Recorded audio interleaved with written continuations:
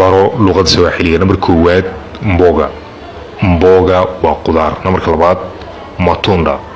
Matunda waa miraha, waa qudaarta ceyriinka lagu cuno sida cambaha, tufaaxa iyo wixii la mid ah. Numberka saddexaad ndizi. Ndizi waa moos. Numberka afraad embe. Embe waa cambe. Numberka shanaad nyanya. Nyanya waa yaanyo. 6 bilood ku baro luqadda Swahiliga adigoo jooga gurigaaga ama xaruntaada shaqo.